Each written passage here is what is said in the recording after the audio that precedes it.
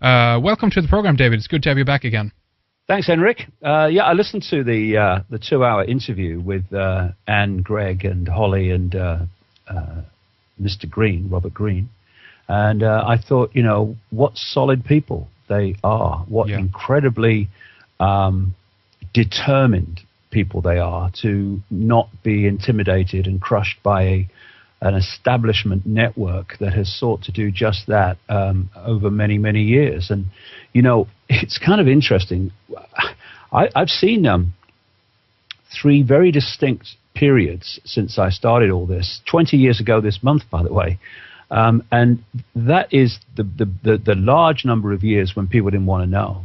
And then more recently, since 2001, etc., 2003, I've seen more and more people, vast numbers of people, open their minds to what they wouldn't have done before in terms of looking at the world in a different way and seeing it for what it is and not what they're told it is.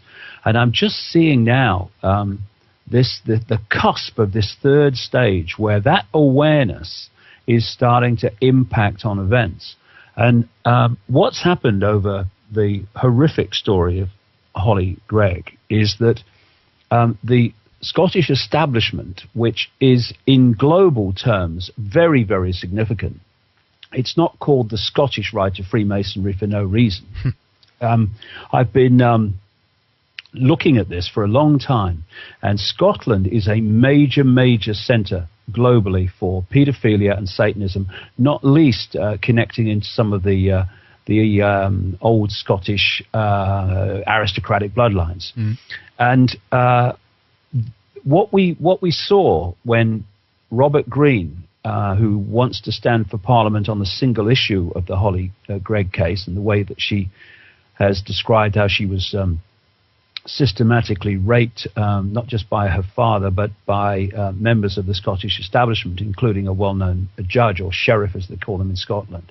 And when he went up there, as people who listened to the 2-hour show you did will know, but for people that didn't, he was arrested for a breach of the peace. Now, of course, that's ridiculous. All he was going to do was try to get information into the public domain about what had happened to Holly and the fact that there was no justice going on. And, of course, in Scotland, a breach of the peace is interpreted so widely that basically if you upset anybody, they can apply that law. And, of course, people were going to be upset by what he did, the people he was exposing, for instance. But where I'm going with this is that this all-powerful Scottish establishment that controls the law offices all around the country, the government and the Scottish Parliament, and this law firm, Levy and McRae, that has so much influence and power in Scotland, both in the government law offices, and among the mainstream media. But because 2 things didn't happen. One, or 2 things did happen, a better way of putting it. One, Robert Green and people who have followed up with the story since then had their facts right. And 2, they weren't intimidated, and the people that have picked the story up since it broke have not been intimidated by threats of legal action and all this stuff. And when you bring those 2 things together, you are informed, and what you're saying can be supported by the evidence. And 2, you will not be intimidated by threats from law firms or governments or anything else, or police, not to do what you know is right, which is to communicate that information you know. Then there's a massive shift in the power, you know, because this Scottish establishment is in a very, very vulnerable position, powerful as it thought it was, for a simple reason. What Holly Gregg is saying is true. If it wasn't true, then it would be a completely different scenario and dynamic. But because it is, it means that as long as we keep speaking the truth and won't be intimidated, what are they going to do? Where are they going to go with this? And what has happened since they made the major press the panic button error of arresting this guy and bringing it to the surface is that, of course, as you've seen, Henrik, it's going out all over the world now. I mean, we're talking about it in your show here tonight, and of course you did the other day. And it's starting to become a very, very significantly known story that's expanding all the time. And it just shows you, I just really want to get this across to people. Get your facts right, speak your truth without being intimidated, and there's a dynamic change of where the power lays. And this has been a wonderful example of that, and we need to keep going in that direction with this, because this has the potential, because as we'll discuss today, where it goes and where it connects into, this has the potential to bring down Scottish governments, even British governments, if we can get this out to a wide enough audience. Do you think there was a big mistake of them, from their point of view, to arrest Robert Greene? And do you think that that's also why some of the reasons why they haven't attacked people on a legal front, because they don't want to actually drag this thing into court, because that's the potential worst thing they could do, maybe? That is the worst thing they can do. And this is why I come back to my point a few minutes ago, Henrik. As long as you get your facts right and what you're saying is true, then, okay, let's go to court.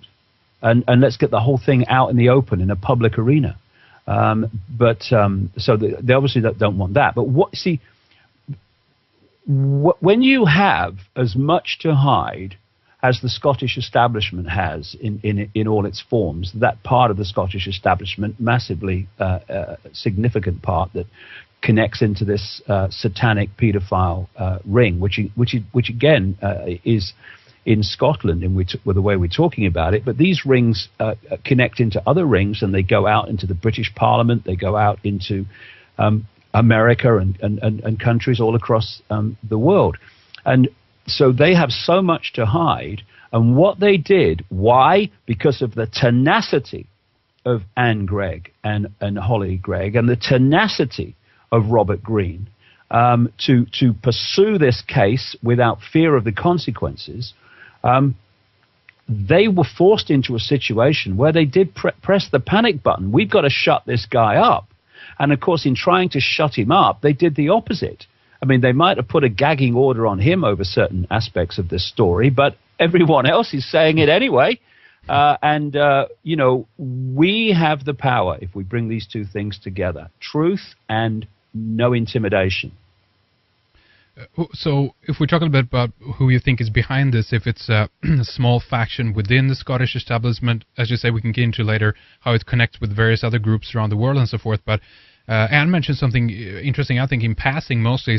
She said that there was a Masonic cover-up, but she didn't really want to go into it further, and Robert didn't either kind of elaborate further on it at this point, at least. They just said, we just think it's a collection of, you know, men that have these atrocities, so to speak, in common, and not to the fact that they are, you know, Masons or whatever. Do you think that is the case, or could the cover-up potentially be formed or being allowed by an underground network here in some way? Maybe not Masonic necessarily, but some other kind of secret society. What do you think, David? Oh, absolutely. I mean, I talk about something that I call the cement. You've got all these different people operating in politics and law and business and banking and media and all the rest of it. You've got all these strands in this web, and there is cement that holds this stuff together and holds these people together. And a very, very large part of this cement is pedophilia, Satanism, and secret societies. And those three networks connect. It doesn't mean that every Freemason is a pedophile and a Satanist. It doesn't mean every Satanist and pedophile is a Freemason. Sure. No. But at very, very deep levels within these rings, they do connect. And the significant people involved are Freemasons or members of even more, elite secret societies. They are Satanists and they are pedophiles. And that's the level where the ring and the major players in the ring operate. And you can see in the Scottish example, the blueprint. There is a blueprint that comes up whenever I investigate this anywhere in the world, because after 2 decades of doing this, I've seen and brought to the surface so many different things, and I've researched so many different things. And of course, when I set out in 1990, consciously doing this, I was in for some shocks along the way. But the biggest, I would say, is not that pedophilia, Satanism, and this whole secret society thing is happening, particularly pedophilia and Satanism, but the scale of it and how fundamental it is to those who are running the world in terms of the banking, business, government, all the rest of it, military, is absolutely, not anymore, but has been absolutely staggering to me to see the scale of it. And whenever I've picked up a major player, someone who's turned out to be a major player, and pursued the dominoes of uncovering the background to them, pedophilia and Satanism come up over and over and over and over again. And I'm talking some of the most famous people in the world who've been presidents and prime ministers and all the rest of it. And there is a blueprint. First of all, what they do is they manipulate events so that they control in any situation. For instance, the Franklin cover-up in America is a famous example of this. John DeCamp, a former state senator in Nebraska, uncovered a banking fraud with the Franklin Savings and Loans operation involving a guy called Lawrence King, who was a major Republican and sang the national anthem at the Republican conventions in 1984 and 1988. But he was doing more than singing for them. It turns out, as DeCamp got deeper and went beyond the financial fraud for which King was jailed, and found that King was running a pedophile ring in Nebraska and wider across America, that was supplying children for sex to the major politicians in America and would do so during these Republican conventions. What he then found, DeCamp, is that this pedophile ring involved the people that controlled the local media, radio and newspapers, the people that controlled the police, major politicians that controlled policy and political policy, government policy in that area, et cetera, and also how it panned out to include other people that were, shall we say, very, very well known in America, and still are in historical terms. But so you find this in the blueprint. They cover all bases. They cover the coroner's office. They have their own doctors. They have their own pathologists, which means that they cover all bases in terms of procuring children. They cover. They have their people majorly in social services and children's hostels and places where orphanages and stuff. Yes. And so they cover all bases, which include procuring the children, sexually abusing and satanically sacrificing the children, and then covering the whole thing up because they control all these different aspects of the establishment in terms of doctors and coroners and courts and judges and politicians, etc.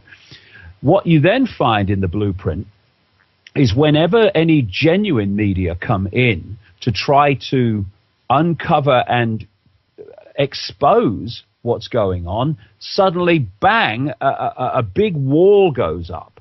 And we saw this with the Franklin cover-up involving Lawrence King, when a Yorkshire television documentary, which Yorkshire Television in Britain, which was supposed to go out on the Discovery Channel, was pulled at the very last minute. Yes. Which and all copies were they were told to be destroyed. Well, at least one wasn't, and you can see it on the internet. So when we take this to the Holly Gregg situation, Henrik, we see exactly the same blueprint, because it's like rings within rings within rings, and you've got the global ring, but and that operates in the same way as all the individual rings in the different countries and regions operate. So with Holly Gregg, you had the people doing it to her were establishment people, including this sheriff that she talks about. Then you have the wall going up, where the procurator fiscal in that region of Grampian, around a city called Aberdeen, a lady called Eilish Angeloni, she refused to pursue the case when she was there, and then she was given the job of being the top law officer in Scotland, the so-called Lord Advocate, and she stopped it at that level as well.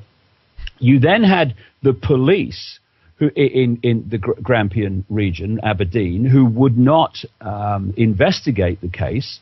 And when they were forced into some kind of investigation, they made sure it went nowhere.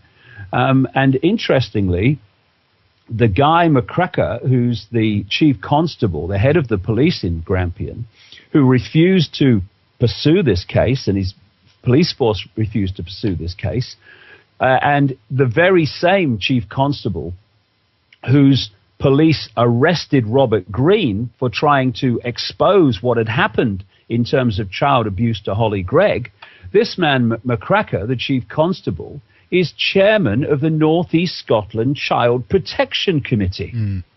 I mean, there would seem to be a massive contradiction there, but when you've investigated this stuff all over the world, you might think, well, maybe there's another explanation. You know, maybe people can work out that there could be another explanation for that apparent contradiction. I've worked it out, and I don't think it's terribly difficult. But then the BBC, going back to Yorkshire Television and the Franklin case with the Discovery Channel, the BBC then come in, and a genuine reporter, in fact about three, I think, started putting this documentary together to expose what had happened to Holly Gregg, and told Robert Greene, we have found more evidence of paedophilia, establishment paedophilia in Scotland. Well, there's plenty of it to be found. And then what happens? The reporter calls and said, it's all been dropped because we've all been threatened, and if we go any further with it, then we're all going to be sacked. Now, this blueprint is so obvious wherever you go, and the wall goes up. And there's another thing that comes up again and again, and that's people dying very strange deaths, who know things about the ring and could be very, very dangerous in terms of exposing it. And of course, Holly Gregg's uncle, who was known as Roy, he was clearly murdered after finding Holly being raped by her father. And the police said he died of smoke inhalation, when after years and years of trying, there was no investigation. After years and years of trying and pressing, eventually Anne Gregg and Robert Greene get hold of the post-mortem, and they find that no, he didn't die of smoke inhalation, and he didn't die in the fire that he was found in the car. He was clearly heavily attacked with something, a very heavy instrument, probably, I think it says, something like a pickaxe handle. He had his breastbone broken, he was smashed around the head, and he was clearly murdered and then thrown into a blazing car. And it's so, when you see the evidence in the post-mortem, it is so blatantly obvious that he's been murdered. The question then comes, why has McCracker's police force, McCracker's here now, he wasn't here when that happened, I think it was 1997, but why isn't that police force looking at this and seeing it for what it blatantly is? Why? Because there is a massive, massive cover-up going on. And a common theme that I've come up with when I've been going into this story is Edinburgh University, and particularly the law department at Edinburgh University, which keeps coming up. One of the major aspects of this ring in Scotland is that it was involved with Thomas Hamilton. Thomas Hamilton was a Freemasonic pedophile and procurer of children for the elite establishment, politicians, etc., in Scotland, who one day in 1996 walked into Dunblane Primary School with, I think it was 4 guns, and killed 16 children and a teacher. Now, there was an so-called investigation into that, which was clearly a massive cover-up, and it was headed by a man called Lord Cullen. Lord Cullen, he studied law at Edinburgh University Law Department. Now, just after this inquiry had made its cover-up and had closed documents relating to the case for 100 years, what? A man called Lord Burton, a former Grand Master of Scottish Freemasonry, because like I say, they're not all involved in this whole thing, Freemasons. There's a lot of people in Freemasonry, the vast majority, I would say, have no idea this is going on. Anyway, Lord Burton came out in a national newspaper and said that there was a massive cover-up going on involving the suppression of information about Thomas Hamilton and what really happened in the Dunblane killings, and who Hamilton was connected to. And Lord Burton said it involves a elite, what was described as a super Masonic group called the Speculative Society, which was based at Edinburgh University Law Department. Lord Cullen, who oversaw the inquiry into Dunblane, was, and probably still is, a member of the Speculative Society. Then you look at the other aspect of this. The families in the Dunblane inquiry of the children were represented by a guy called Peter Watson of a law firm called Levy and McRae.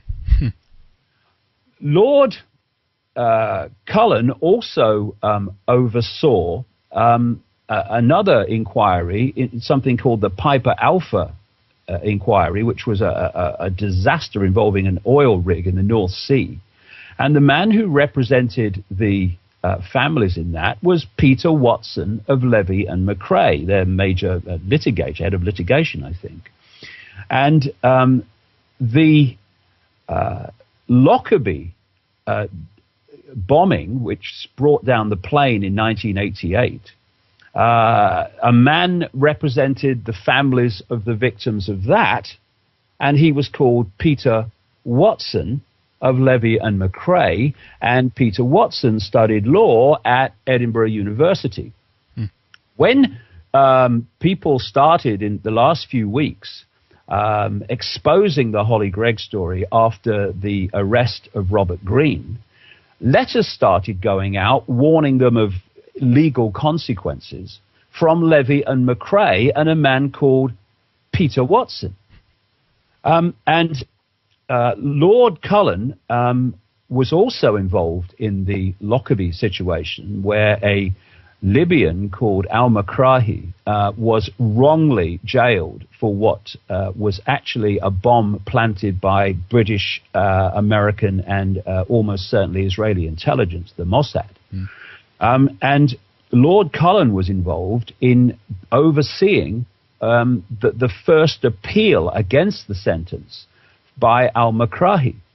Now, the Lockerbie situation locks in to all that we've talked about here, because al-Makrahi was sentenced to imprisonment in Scotland because they had to have a patsy to cover up the fact that it was done by these intelligence operations, military intelligence operations.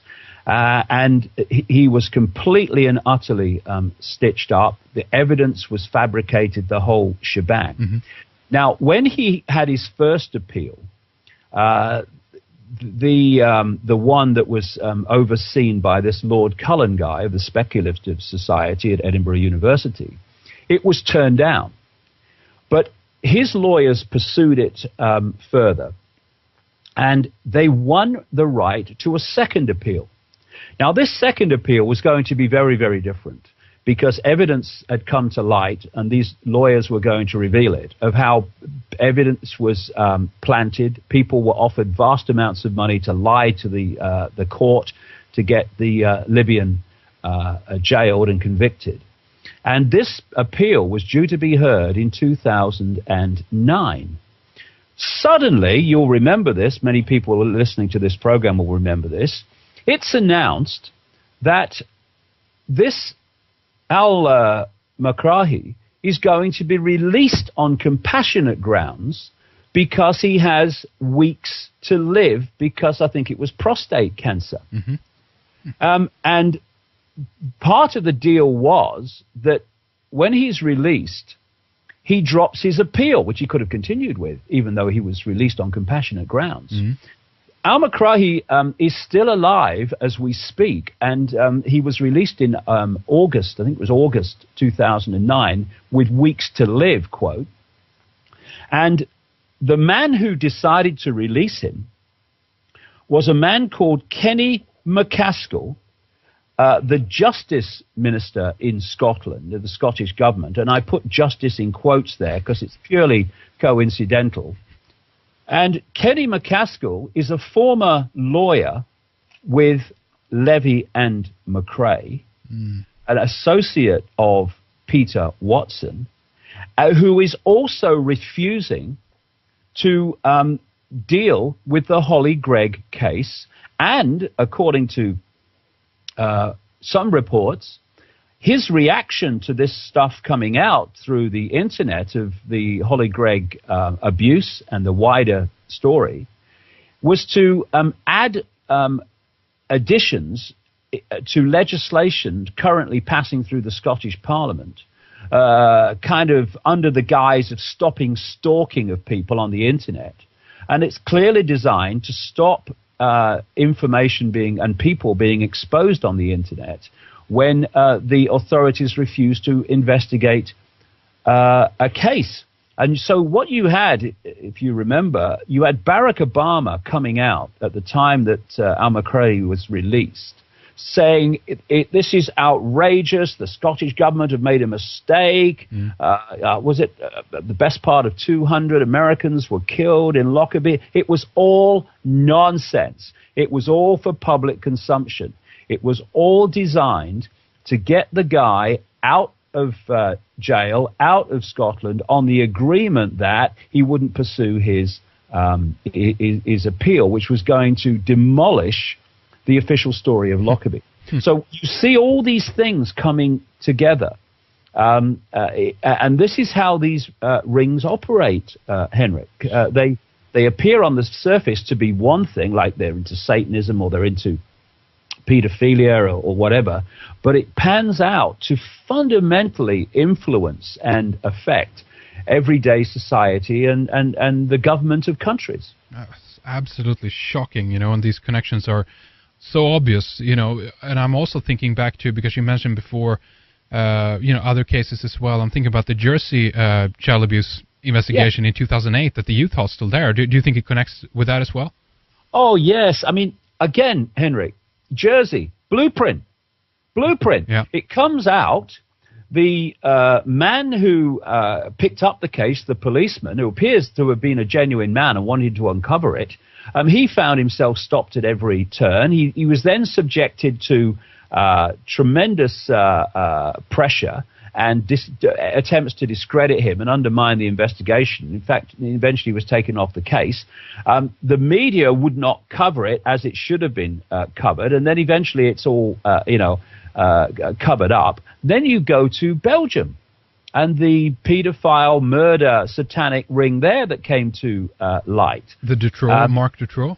Yeah, him. Yes. He was just a front man for the elite and the law and the judges and the politicians and stuff in Belgium, and not only in Belgium, of course, because you've got the European Parliament and you've got NATO. That all comes into it. That's why that was such a major ring, because it involved all of those people. And what happens? A genuine policeman or an investigator comes forward, starts to make headway, says that he's going to name people, and suddenly he's discredited and thrown off the case, and the whole thing is covered up. People who were abused by these elite pedophiles and Satanists, they come out, they're discredited. Not in truth, but in the public mind in many cases, because the media then turn on them. Instead of looking at what they're saying, it turns on them to discredit them and therefore their evidence. The wall again goes up. It's all over the place. And what you've got in Britain, it's the same everywhere else, but what you've got in Britain is the Scottish ring goes right into the heart of the British government in London and the British Parliament. There's all this stuff about we must check people, and parents can't just take a friend of their child to a sporting event without being checked over to see if they're a pedophile, and all that Orwellian stuff that's being justified by we must stop pedophiles. All you've got to do to stop the major pedophilia rings is go to the British Parliament, go to the Scottish Parliament, go to Capitol Hill. That's where you'll find them. And there is a tremendous potential now, as long as we keep to those two things. Get your facts right, don't be intimidated, to actually bring some of these people crashing down on the whole house of cards. Because once you remove the cement, which are these rings, and the lack of knowledge of the rings and how they operate, then the cement goes, the house comes down. Absolutely. So how do you think this comes into place? This is an interesting question, I think, in terms of how people come into the system, because we have new politicians coming on board, so to speak, all the time, and they seem to get involved in the same old recurring story. Now, do you think it's basically down to the idea of the cycle of abuse that these people might have been subjected at some point in their life and they're carrying it on, so to speak, or is there some kind of blackmail scenario that goes on here, which says that in order for you to come to a certain level within this political party or this corporation or what have you, you have to do certain things in order to attain that level, so to speak, by those who are controlling it. We're going to videotape you when you're snorting coke and involved in these atrocious acts, or how do you think it arises, and why doesn't more people that are potentially within that system then saying, no way, I'm not doing that, back out and actually tell the world about it, so to speak? What do you think, David? Well, I'll tell you what is staggering and outrageous and beyond belief is that vast numbers of politicians in Britain and Scotland have been approached by people as a result of this Holly Gregg case coming to light, demanding action, and the silence has been bloody deafening. They will not touch this. Do you think it's because they don't believe them? They said, it's too... are you talking, about that's connected to all these bigger levels? No way, and they just don't believe them, maybe? There's some who are so ignorant of the world who don't believe them. Yeah. And there are many, many, many who know, either because they're involved or they know the people who are behind it and they're frightened to death of them, who just will not touch it. You just don't go there. And I know that a well-known British journalist who has written some good stuff in relation to things like the lie of global warming and stuff like that, was approached by a friend of his to talk about this and pursue this case of Holly Gregg and write about it. And the reaction was basically, it's too hot to handle. It's not Christopher Booker, is it? Oh, well, that's what I understand. Yeah. And I'm not having a go at him because he's done a lot of good stuff. And he deserves a real pat on the back because he's written some brilliant stuff about the climate change scam and some brilliant stuff about the European Union. Yes, absolutely. But this is an area that he won't touch, and that says something about the way that these rings operate, because they can because of their power in terms of, for instance, controlling and owning the media and what have you, and owning people in the media in significant positions, they can just destroy someone's political career. They can destroy their journalistic career. They can destroy whatever they're doing, as long as they're within the system in some form. But there are people who are involved in these rings knowingly, because that's what they are. They're pedophiles and Satanists, and they come from pedophile, Satanist, intergenerational families. And there are others that were drawn into it because you use the word, but we use the word, but the theme of blackmail.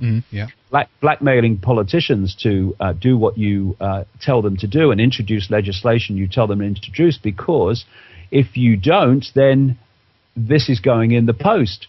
And you may have come across this document that came to light early in this year in Australia, which purports to be a deathbed, quote, confession of a major Satanist in Australia. And it's quite a long document. And it's not so much a confession, because he still seems to support it in so many ways. But he does reveal how these rings operate and how fundamental they are to manipulating global politics and the system in general, the control system in general, how they are, as I call it, the cement of the control system. And I can't verify that this document is genuine. What I can verify after 2 decades of investigating this is that what he says in that document in detail is absolutely the way it works. And I've got a quote here. This is what he says in part of the document. That's absolutely spot on, given, what we're talking about here now. He says this: politicians are introduced by a carefully graded set of criteria and situations that enable them to accept that their victims will be, quote, our little secret. Young children sexually molested and physically abused by politicians worldwide are quickly used as sacrifices. In Australia, the bodies are hardly ever discovered, for Australia is still a wilderness. And staggering as it may seem to people who are new to this, listening to this program, where they don't have a wilderness in places like Britain and more densely populated countries, they control the crematoria, or some of them. And they get rid of their sacrificed and dead bodies through that system. And so there are so many politicians who are simply puppets introducing and saying what they're told to say, because if they don't, our little secret will come out. And if people go to my website, they'll see that there's a link there to an article which is naming the current British Prime Minister Gordon Brown in relation to this. Right, yeah. So when I've, like I said earlier, investigated these people, invariably Satanism and child abuse will come out in at least most of them. I mean, I've been naming a guy since 1998. He's dead now, but he was alive for a long, long time after I started naming him, called Ted Heath. Yes. Ted Heath was the Prime Minister of Britain from 70 to 74, and the man who signed us into the fly trap called the European Union, the EEC as it was then. And I was coming across child victims of him all those years ago, 1998 and before. And I named him in a book called The Biggest Secret. And when it came out, a journalist called him and said, this guy, Icke, is calling you a child killer and child abuser.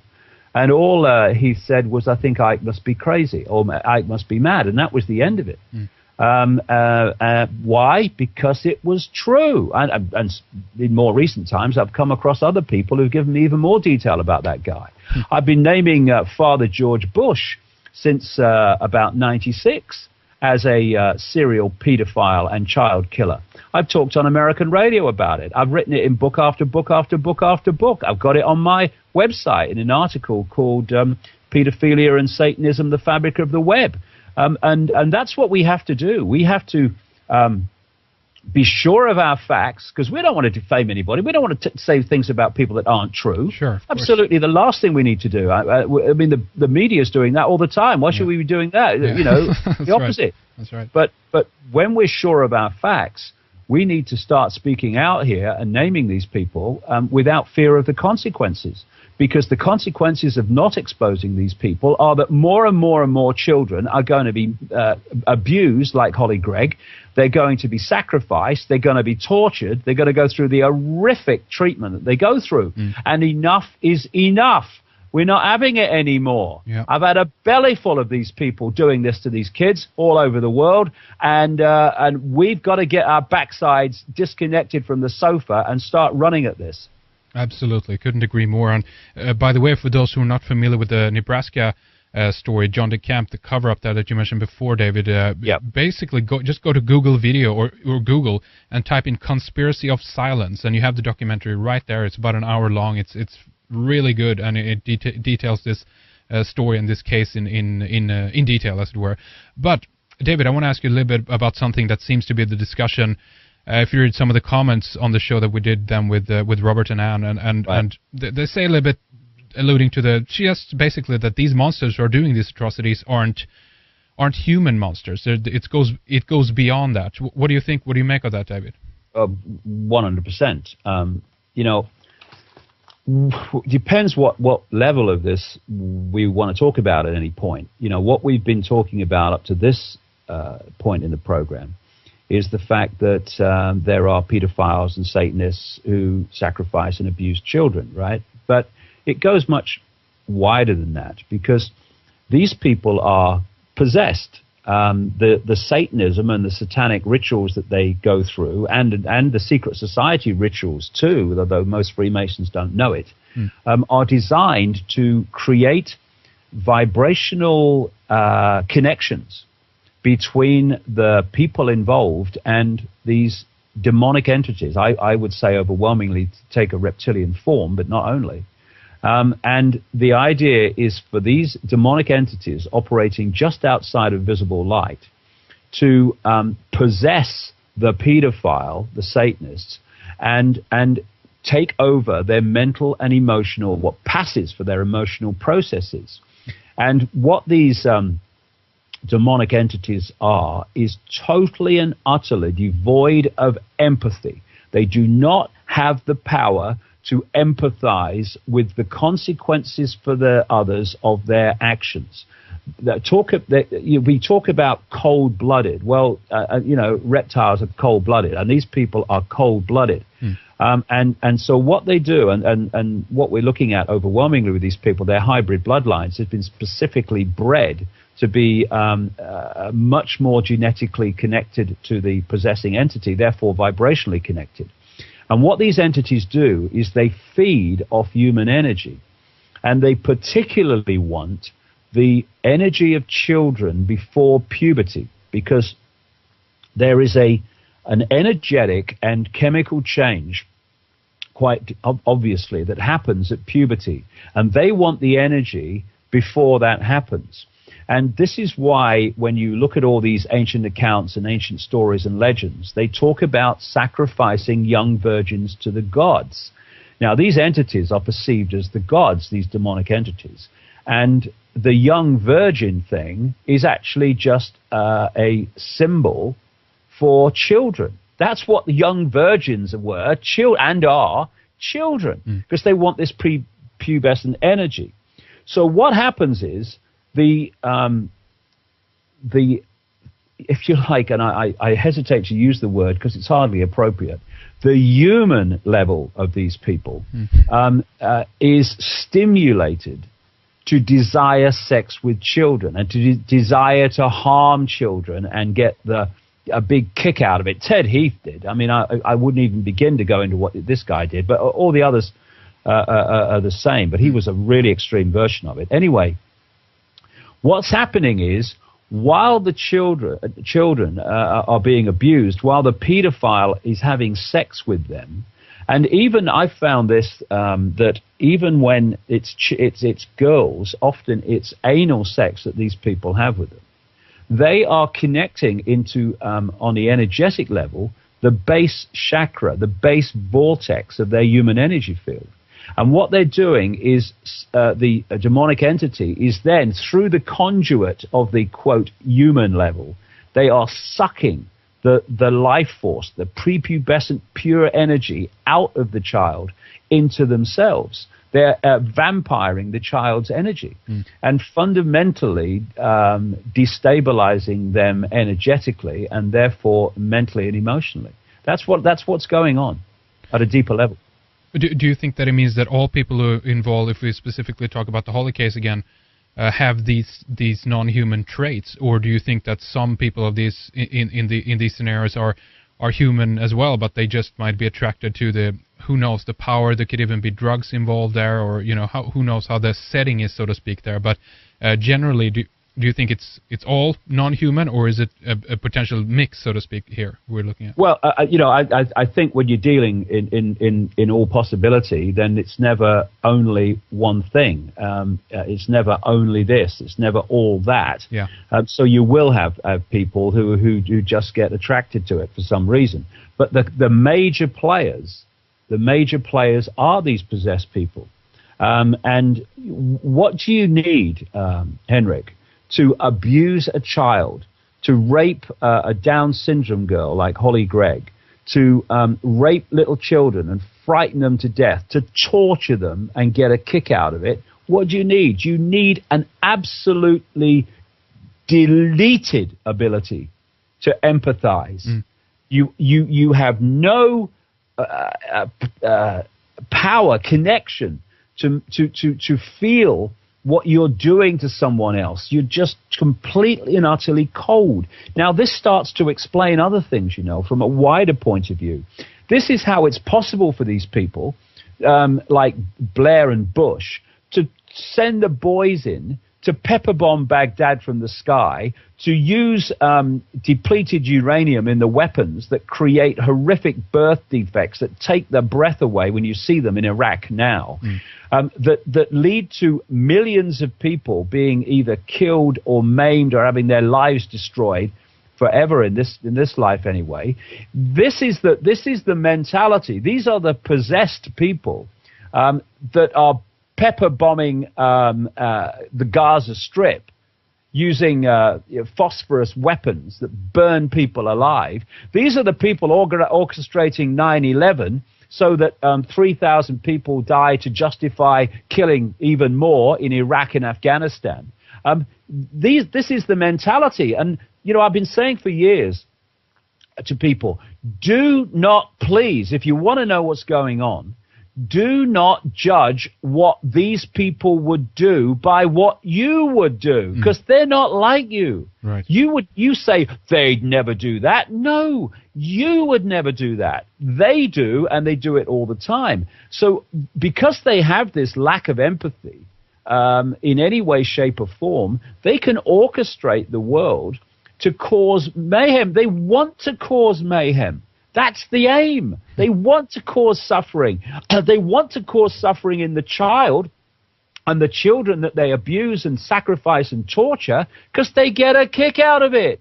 They want mayhem in the world in general by manipulating the banking and economic system and wars and suffering of various kinds. They want that because they get a collective kick out of that. They want the mayhem. It's not a mistake. Oh, look what they've done now. How silly. Look what's happened now. They wanted it to happen.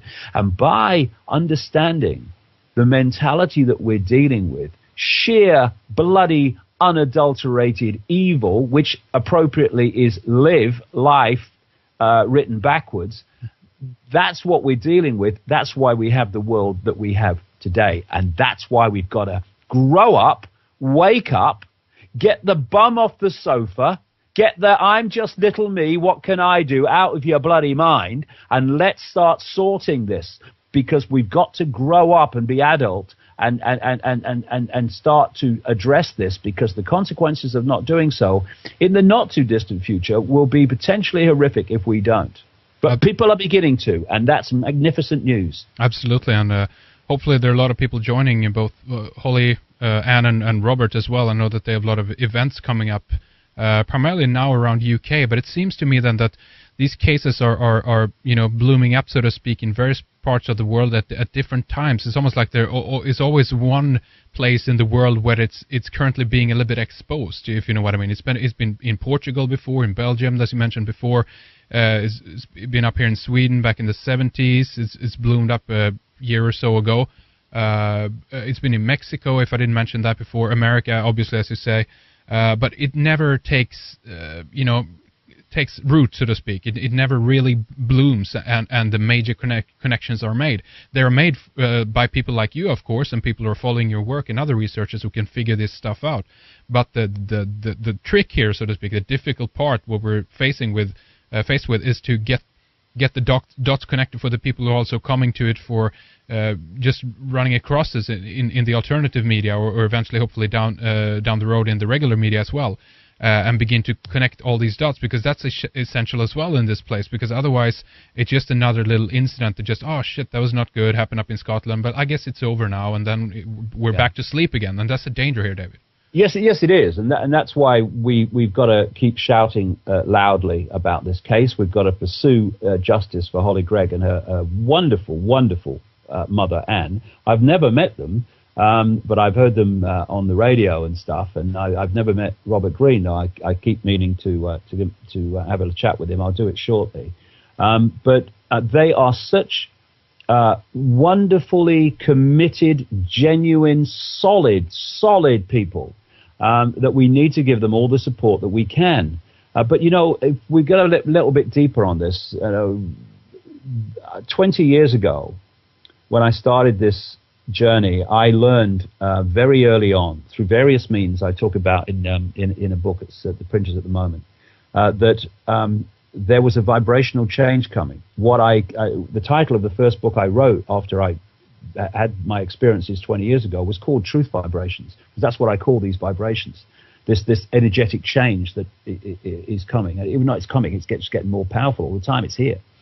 And what I was told, what I understood at that time, was that these truth vibrations were going to do two things.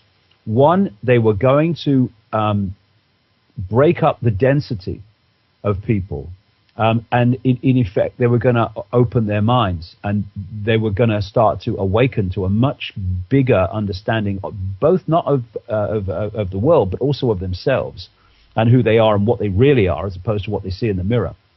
And the other thing that these truth vibrations were going to do, I was told then, is to bring to the surface all that's remained hidden. Now, 20 years ago, there was no evidence or sign of this whatsoever. But look now, Henrik. Look around the world now. There is an awakening going on. People are now in very, very large and increasingly large numbers looking at the world and themselves in a completely different light. And what has happened as this 20 years has unfolded? All that's remained hidden is coming to the surface. And that's really, really bad news for these people, because there is an energetic flow now, which they are trying to suppress, but they can't. They can't do it. And in the next few years, revelations of extraordinary kinds, both in relations to physics, the nature of reality, and what these people have been doing, are going to come to light more and more and more. And I've understood something in the last few years, which is so bloody obvious to me now. This Orwellian attempt to put the lid on humanity with the microchips to suppress us externally through the microchip, with the attempts to suppress freedom of speech, to control centrally all areas of life, to impose this Orwellian state with greater surveillance all the time. This is not actually primarily to gain more power. It's to hold on to the power they've had all along covertly, because they know that this vibrational change is coming, and they are desperately trying to mitigate its effects. And this is why the energetic change is happening and getting more powerful every day, exactly at the time that the suppression of human awareness and the suppression of human freedom, of thought, of movement, of freedom of speech, are all being attacked at the same time. They're trying to put the lid on the truth vibrations. And, listen to me, guys. Listen, you're wasting your time, okay? It's just a matter of when your control system comes down and all your pedophile and satanic rings come to the surface more and more blatantly, and the characters involved that have been smiling at the camera, "We such a nice man," get exposed for what they really are. This is coming. It's happening. And the Holy Greg case is a very, very powerful expression of it. Or we're in for some surprises and some shocks, but nothing like as many as those running the control system are in for. That's a good point. And so you bring up the point here that you've been involved in about 20 years now in this kinds of research, and maybe we can, I guess, end a little bit on this point as well, David, in terms of what you think if you project ahead a little bit in 20 years. Are you positive or are you negative? Just as you say, obviously the fact is that for whatever reason, something is changing, and in one instance, it feels like we're getting that for free. We're surfing an energy wave here, which is a good thing. At the same time, that doesn't mean that the work has to be done either. It has to be, as you pointed out, and as you've been doing now for 20 years, doing the groundwork and laying the infrastructure, as it were, for these things to fall into place and to connect the dots and so forth. But if we project about 20 years into the future, do you think we'll still be in a situation where everything is kind of slowly falling apart even more further as it is now, or have a alternative system, if we can put it that way, come into place, or maybe even the lack of a system at that point? What do you think, David? 20 years from now, control system gone. In the history books.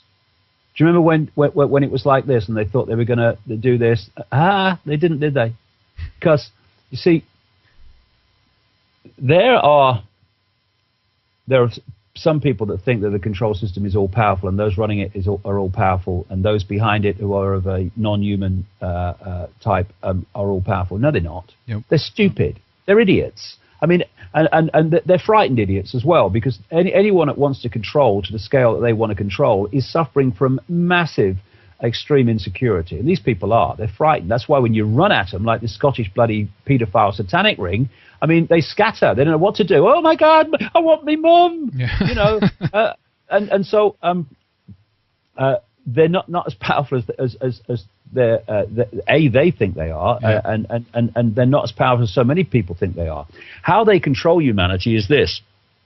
They themselves are in a box, quite a small one, actually, because of their state of being. I want to control and all the rest of it. You're in a very small vibrational box of awareness, consciousness when you're in that mode. Really conscious people don't want to control anybody. So how have they controlled humanity? By putting humanity in a smaller box than they're in. And the bit in their bigger box that humanity doesn't have is an understanding of how reality works and how we interact with it, and quite a bit of technological know-how that allows manipulation to go on with technology that the population in general thinks is impossible. It's not impossible. It exists. It's just that you don't see it in the public arena. But when the humanity opens to the true magnitude of who we are, and that means breaking out of the programming, which is keeping us from that understanding and that potential, then we are in a bigger box than the control system's in. And eventually, if you open your mind to consciousness to the extent that I'm talking about, you're not in a box at all. And then the control system comes down, because the control system is actually... I go into it in the new book, and it's 700 pages long nearly, so you can see that there are a lot of dots to connect before you can really put this together. But in the simplest terms, it's a construct. It's like someone's hacked in to the internet. It's like China, where people in China can't access through their computer system vast chunks of the internet that the rest of the world can, because they've been firewalled off. Humanity's been systematically firewalled off, and it's been done vibrationally and digitally. And when that is broken, and it's going to be broken, are you listening, control system? It is going to be broken. It's going to be like Sleeping Beauty waking up, because people in large, vast numbers are going to go, what's just happened? Where am I? what's gone on? What's been happening? Because the hack on the human collective mind is going to be unpicked. The lock's going to be unpicked. And we're going to go for a while as if the control system is moving on and it's unstoppable. However extreme it gets in the next few years, it ain't going to prevail. And at the same time, this process is going to go on of unpicking this lock, and it's not to do with protesting in the streets and all that stuff. This is just the way that it plays out. It's actually about very, very, very deep understanding of the true, not illusory, the true physics of what holds this reality and this hack together. And it's going to come down, and our children and grandchildren are not going to live in an Orwellian state. Quite the opposite. It's going to seem like that for a few years, but not too many years, by the way. But then it's going to become very clear that the system's coming down. And you rightly point out, Henrik, that it's not just about, oh, that David Icke says it's all coming down, so I'm going down the pub. No. These truth vibrations are a level of consciousness, a level of awareness, a greater level of awareness than we've had access to up to this point.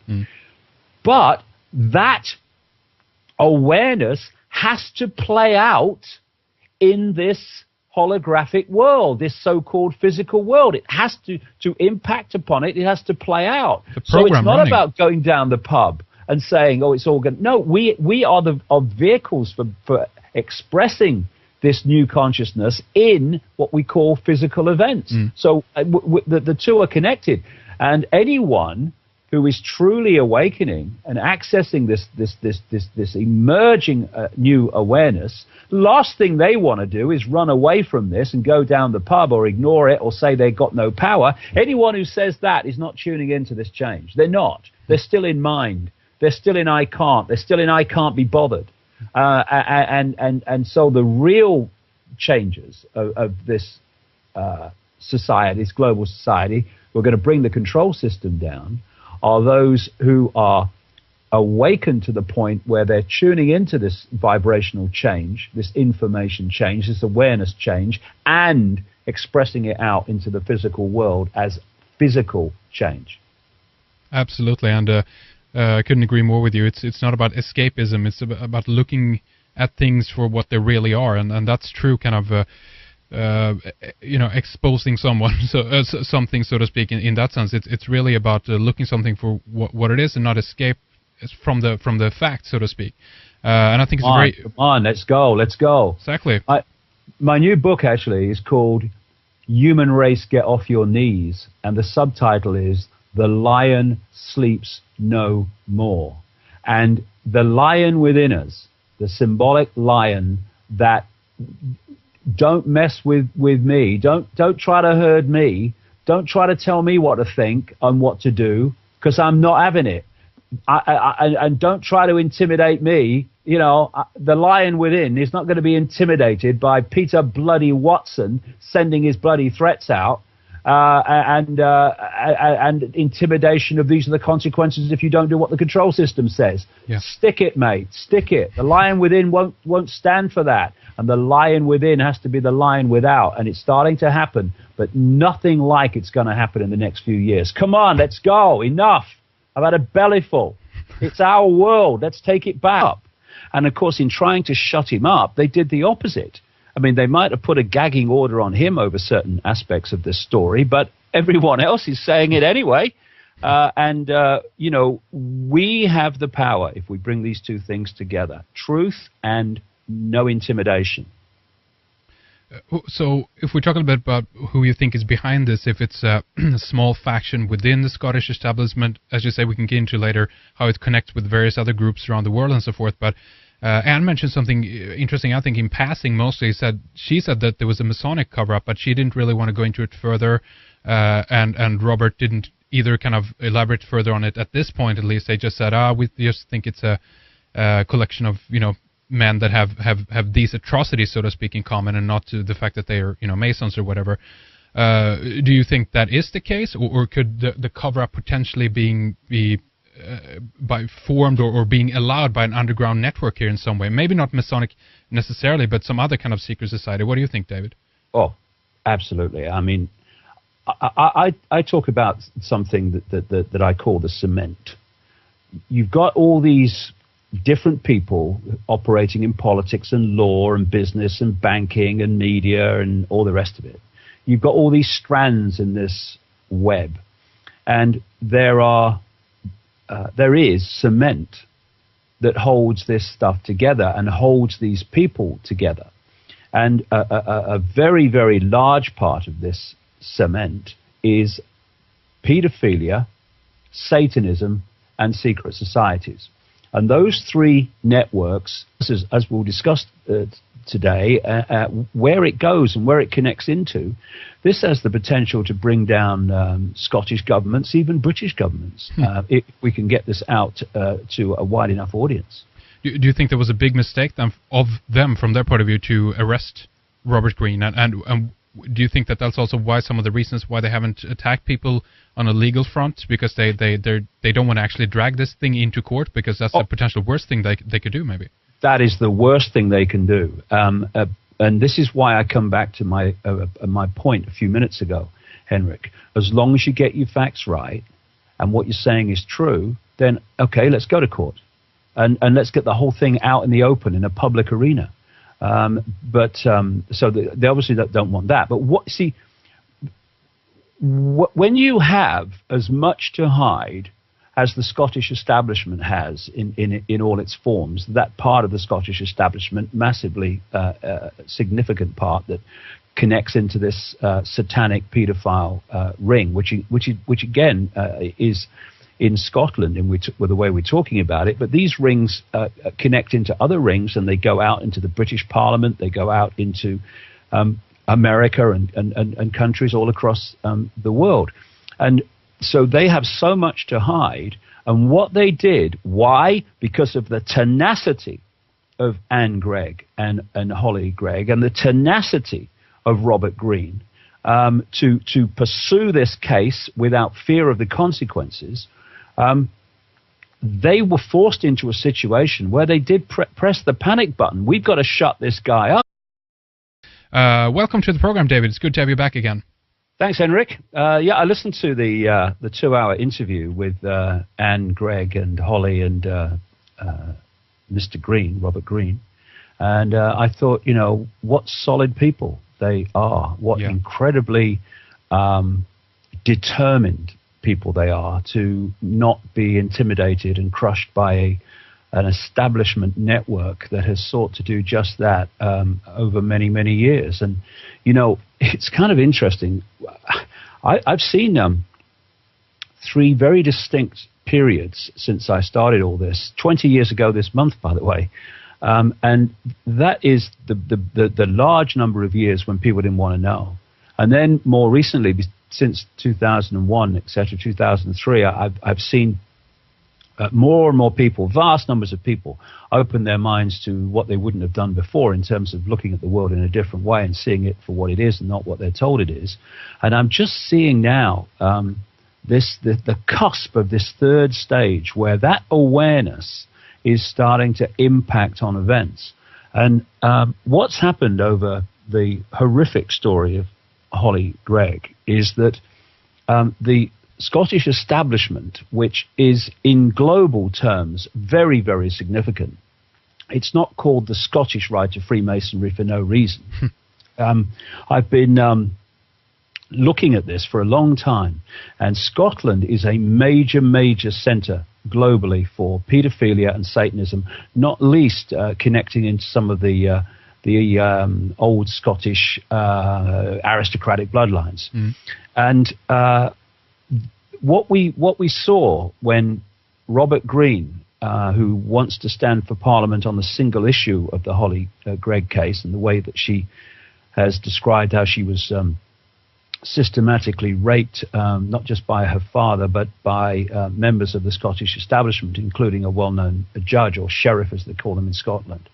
And when he went up there, as people who listened to the 2-hour show you did will know, but for people that didn't, he was arrested for a breach of the peace. Now, of course, that's ridiculous. All he was going to do was try to get information into the public domain about what had happened to Holly and the fact that there was no justice going on. And, of course, in Scotland, a breach of the peace is interpreted so widely that basically if you upset anybody, they can apply that law. And, of course, people were going to be upset by what he did, the people he was exposing, for instance. But where I'm going with this is that this all-powerful Scottish establishment that controls the law offices all around the country, the government and the Scottish Parliament, and this law firm, Levy and McRae, that has so much influence and power in Scotland, both in the government law offices and among the mainstream media. But because two things didn't happen. One, or two things did happen, a better way of putting it. One, Robert Greene and people who have followed up with the story since then had their facts right. And two, they weren't intimidated, and the people that have picked the story up since it broke have not been intimidated by threats of legal action and all this stuff. And when you bring those two things together, you are informed, and what you're saying can be supported by the evidence. And two, you will not be intimidated by threats from law firms or governments or anything else, or police, not to do what you know is right, which is to communicate that information you know. Then there's a massive shift in the power, because this Scottish establishment is in a very, very vulnerable position, powerful as it thought it was, for a simple reason. What Holly Grigg is saying is true. If it wasn't true, then it would be a completely different scenario and dynamic. But because it is, it means that as long as we keep speaking the truth and won't be intimidated, what are they going to do? Where are they going to go with this? And what has happened since they made the major press the panic button error of arresting this guy and bringing it to the surface is that, of course, as you've seen, Henrik, it's going out all over the world now. I mean, we're talking about it in your show here tonight, and of course you did the other day. And it's starting to become a very, very significantly known story that's expanding all the time. And it just shows you, I just really want to get this across to people. Get your facts right. Speak your truth without being intimidated, and there's a dynamic change of where the power lays, and this has been a wonderful example of that, and we need to keep going in that direction with this, because this has the potential, because